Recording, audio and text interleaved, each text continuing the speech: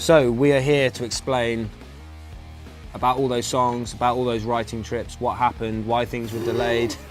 I saw that floating around. Catch it. Dog is your pube. You're only one. So these are the lost songs.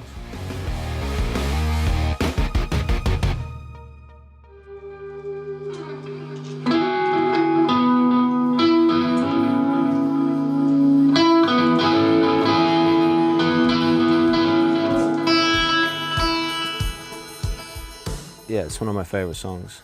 Yeah, I think it's one of my favourite ever McFLY songs. Ever, yeah, it's one of my favourite. I love it. Like, I never get tired of listening to that. It'd be in my McFLY greatest hits. It's crazy. That's eight years old now. Then. Is it 8 years Wow. old? Oh my god. That's 8 years old. And 8 years old. No one's heard that.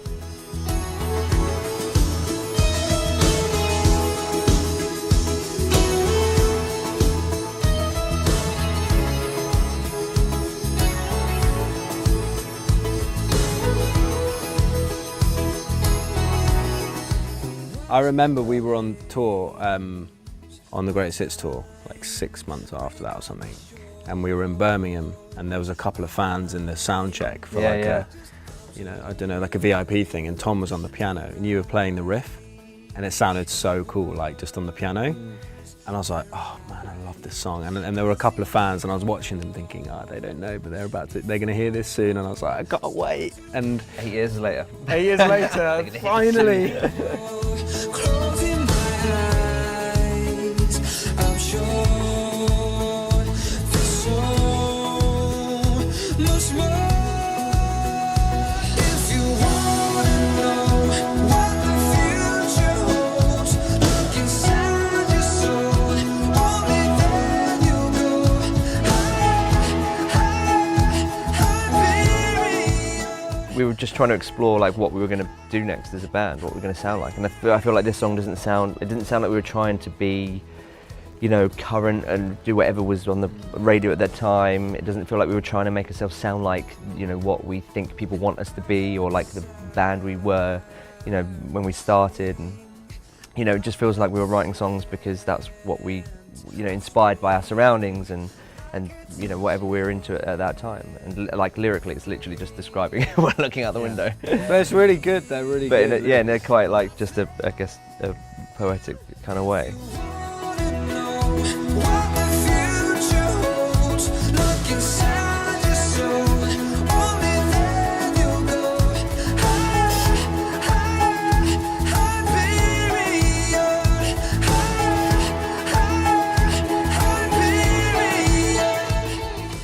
That's what I mean about it was like, for me, because I can be a bit more objective, like it's like the perfect evolution for the band. It was like there was no outside pressures, you know. In a way, the success of the TV shows we've done, taking the pressure off a bit of like, you know, got to get new music out. That had kind of almost bought us some time. Well, and we decided as well that like we weren't going to release anything, like try to like cash in on you guys being on TV every week in front of millions of people and release a song quickly. Like we just were like, that's doing its own thing. We're going to take our time to make this album.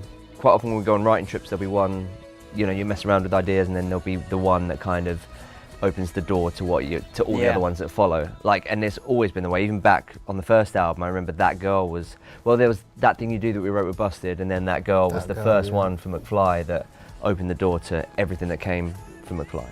And every album's had that kind of song. And I feel like Hyperion was that song for all of the ones that followed.